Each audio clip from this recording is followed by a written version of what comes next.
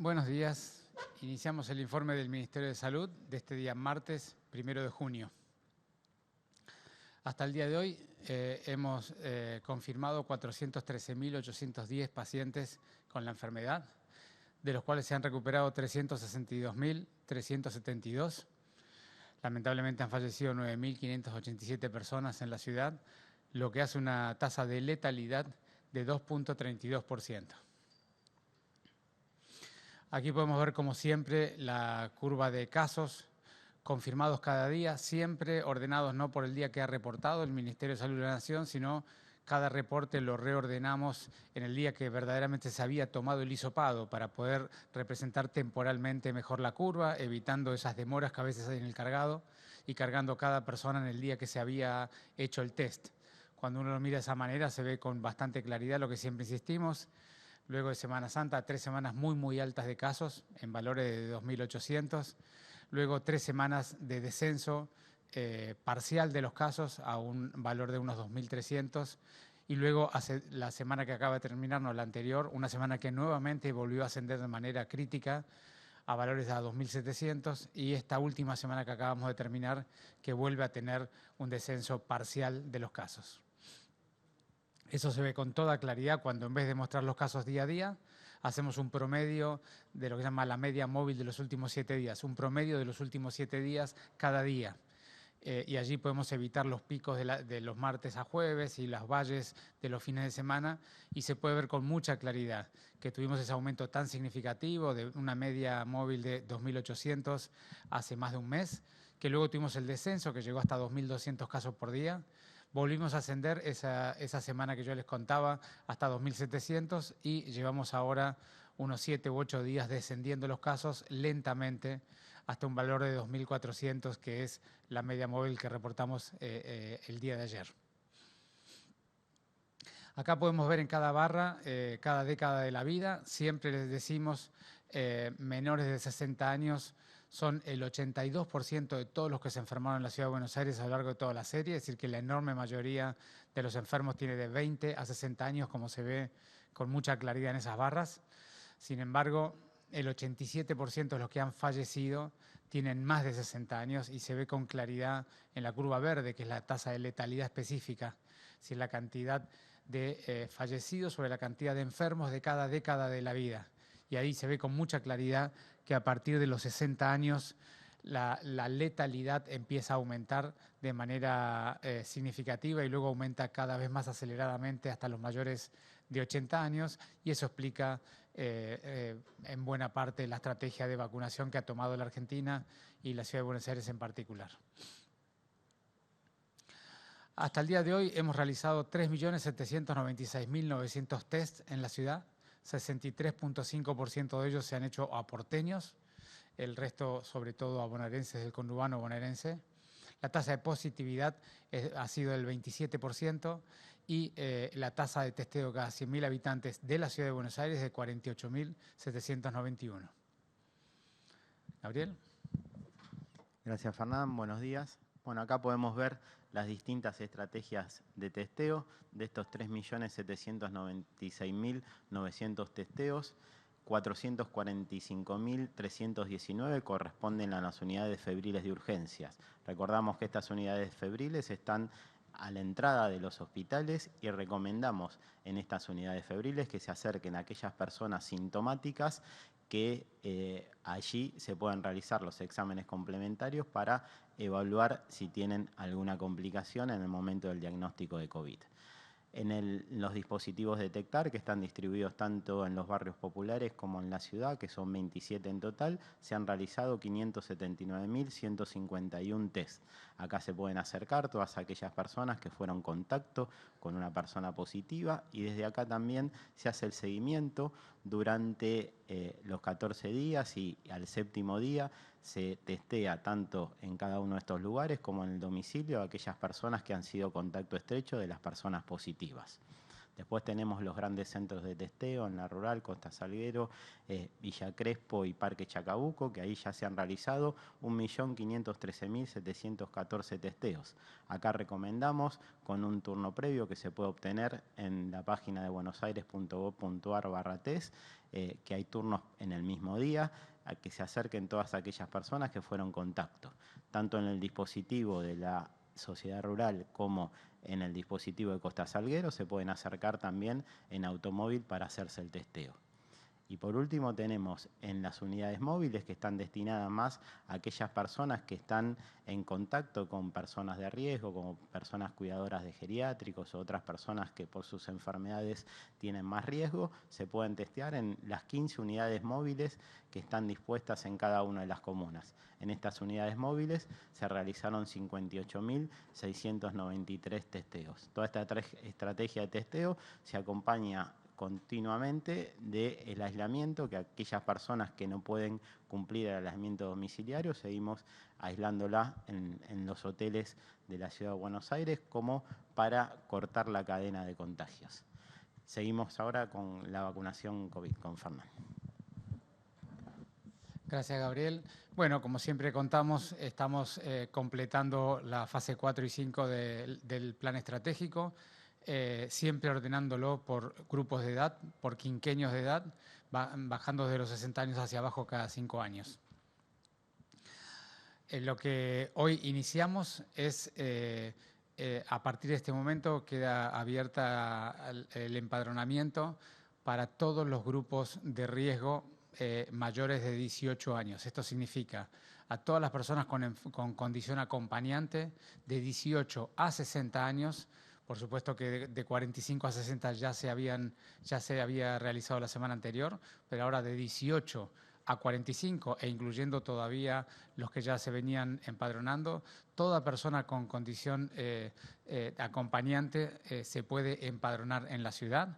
Recuerden que las condiciones son específicas y taxativas, que cada una de las enfermedades está bien definida en la página, mírenlo bien. Y recuerden que los factores de riesgo cardíaco, como son dislipidemia, trigliceridemia, presión arterial alta, sin daño cardíaco, no están incluidos en esta etapa. Solamente se incluyen las miocardiopatías, las enfermedades del corazón estructural. Luego, por supuesto, las enfermedades respiratorias y todo el resto de la lista que ustedes ya pueden ver allí en la página. Todos estos criterios han sido definidos por la CONAIN y el Ministerio de Salud de la Nación, y nosotros los hemos aplicado tal cual ellos lo han definido.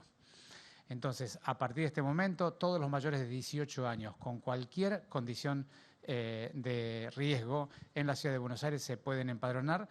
También se pueden empadronar la totalidad de los trabajadores de la educación, la totalidad de los trabajadores de la seguridad, la totalidad de los trabajadores de desarrollo humano territoriales y de los comedores. Todos ellos pueden a partir de ahora empadronarse, van a ser vacunados a lo largo de esta semana y la semana próxima. Nosotros, con las entregas de vacunas que el Gobierno Nacional nos ha hecho y tiene comprometido para hacer a lo largo de esta semana, seguramente para finales de la semana que viene habremos podido vacunar al menos con la primera dosis a todos estos grupos. Así que le pedimos a todos que se empadronen, que pongan bien los datos y nosotros nos vamos a ir ocupando de invitarlos a vacunarse en los próximos días. Perdón, si volvés un segundito para atrás. Sí es importante recordar que el sitio de empadronamiento es buenosaires.gov.ar/vacuna de condición de riesgo para aquellos que tienen condición de riesgo y si no, para cada uno de los estratégicos, la barra estratégico.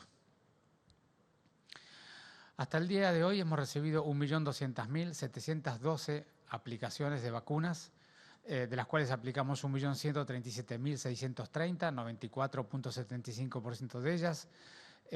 A lo largo del día de hoy y de mañana vamos a aplicar las vacunas que aún nos quedan. Eso significó, hasta los datos de ayer, que alcanzamos prácticamente el 28.78% de los porteños ya han recibido al menos una dosis. Y si uno toma sobre los grupos de riesgo, que son 1.200.000 personas, el 70.82% de los grupos de riesgo de la ciudad ya han recibido al menos una dosis.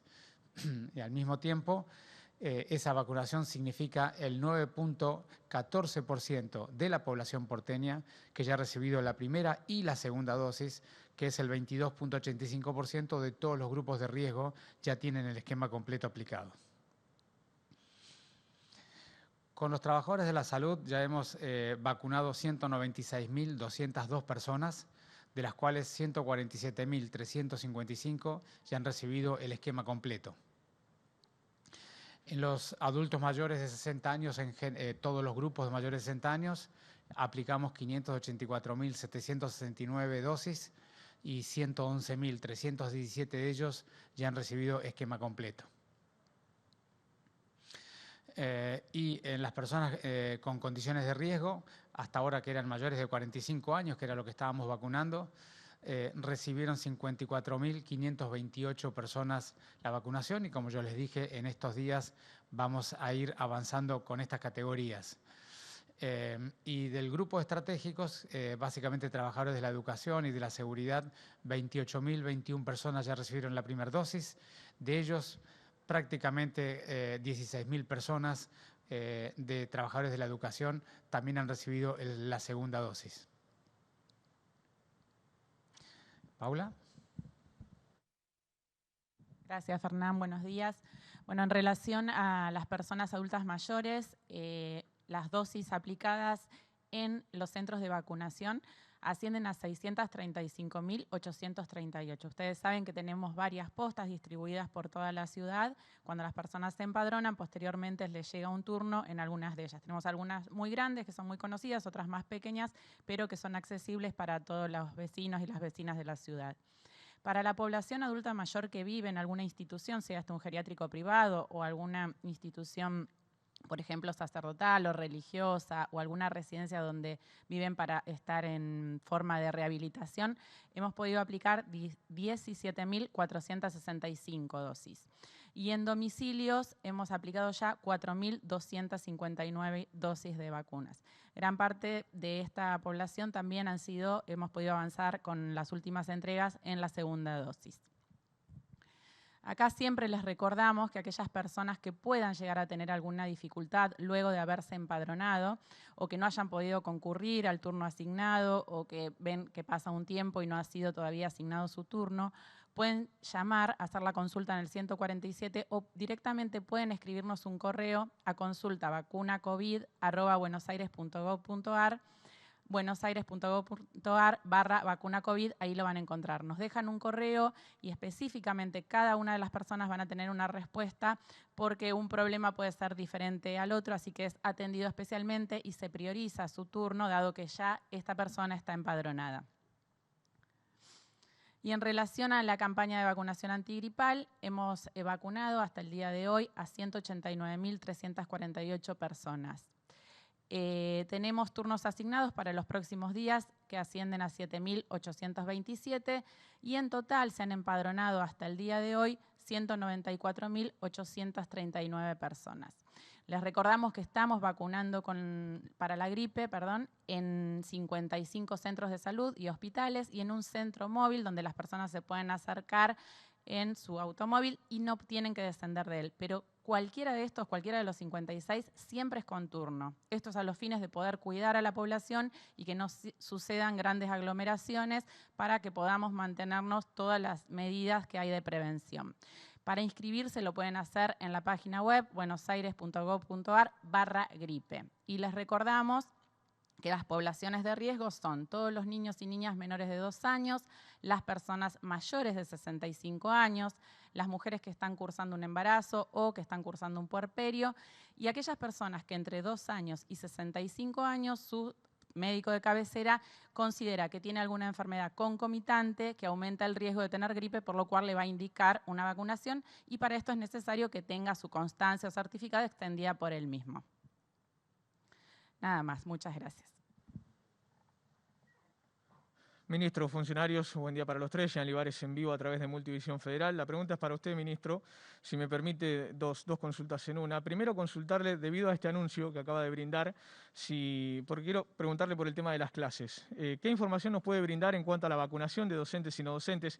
Si ingresan en este anuncio que acaba de dar personal docente y no docente a partir de los 18 años con comorbilidades. Y además también añadir a esto si ya hay alguna definición o tiene alguna impresión de qué puede suceder con ese posible adelantamiento de vacaciones de invierno en la ciudad. Gracias. Bueno, gracias, Yanni.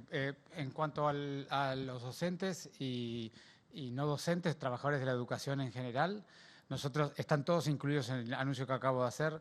Todos los trabajadores de la educación del nivel primario y secundario se les va a ofrecer que se hayan empadronado, que declaren su voluntad de vacunarse.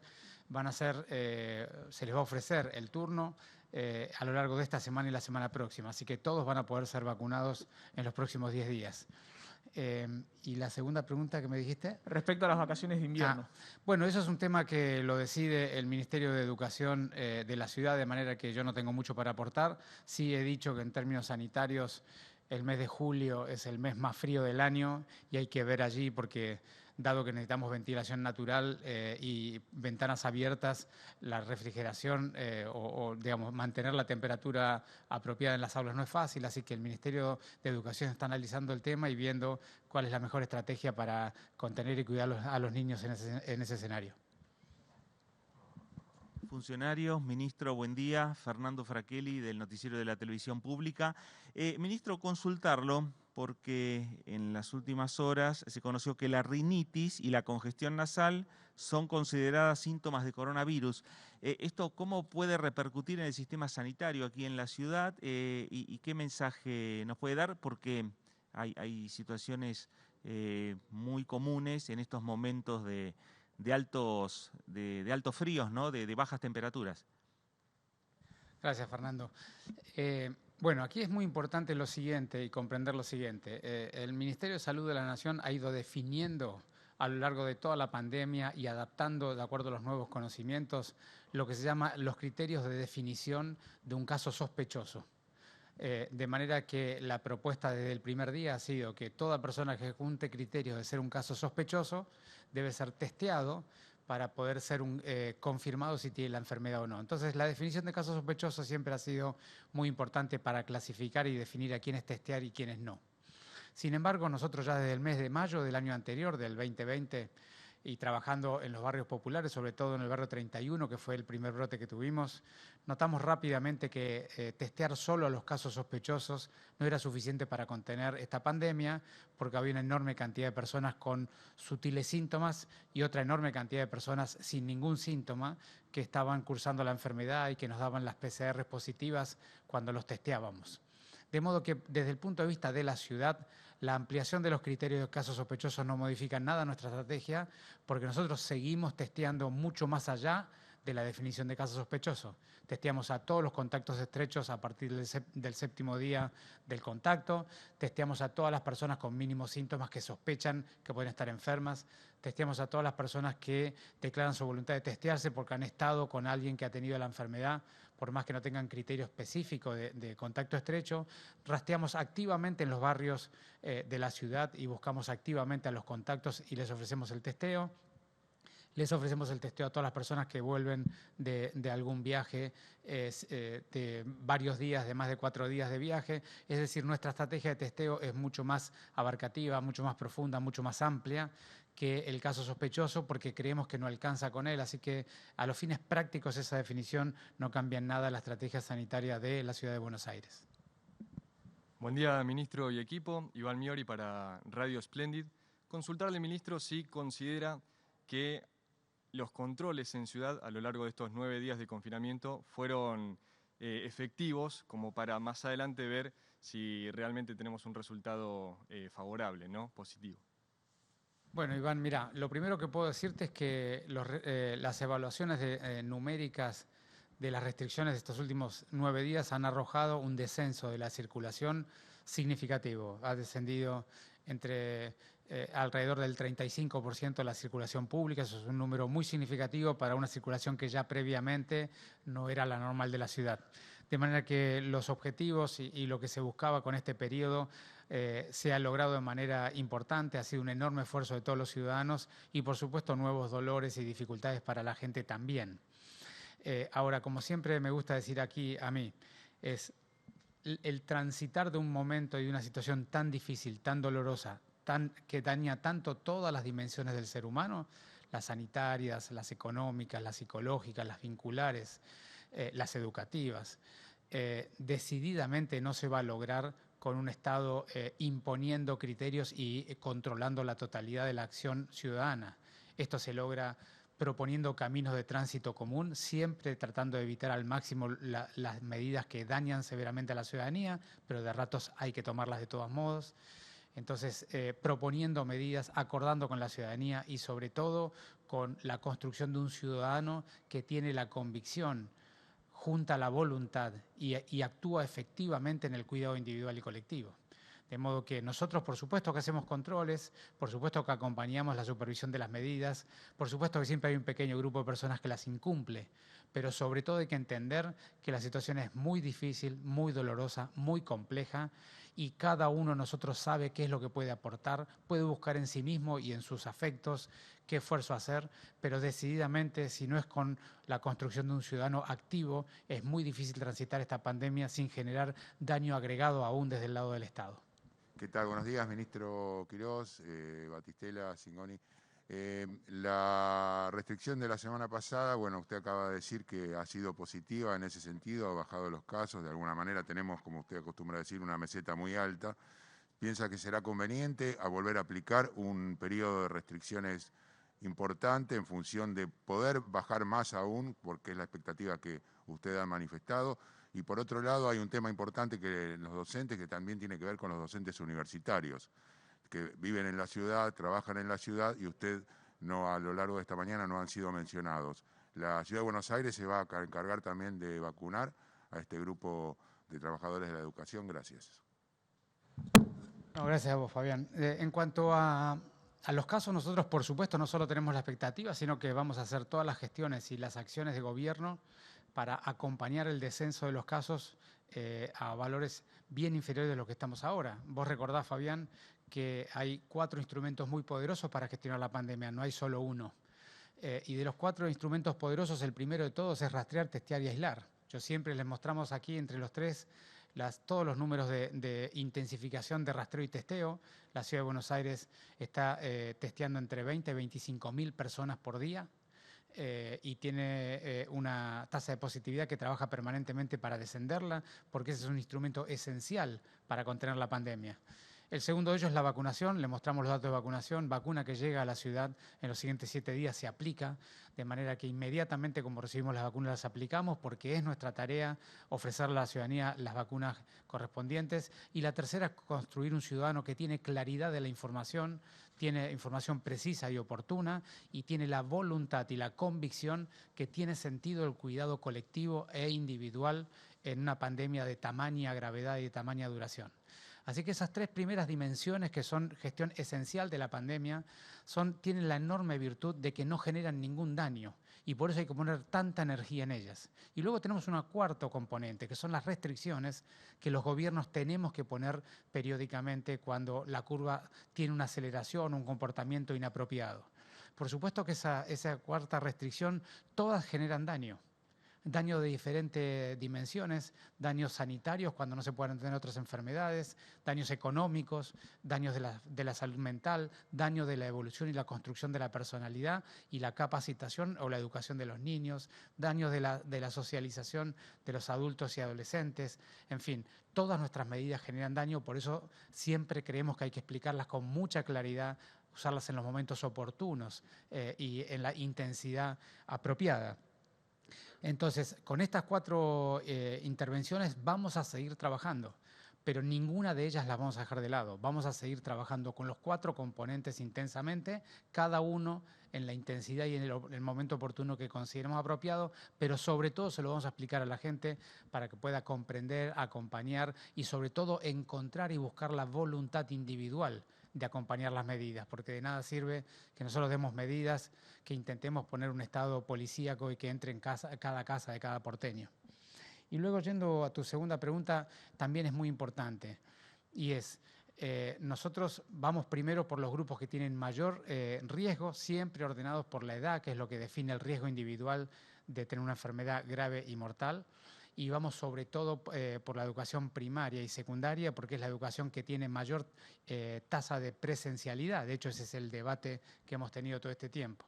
Y por supuesto que los docentes universitarios también van a ser vacunados. A partir del fin de la semana que viene empezaremos nuevamente las aperturas de vacunación, ya no para los grupos de riesgo o estratégicos, sino para los grupos de población general, por edad, por quinquenio de edad, y allí le vamos a ofrecer la vacuna a todos los docentes universitarios.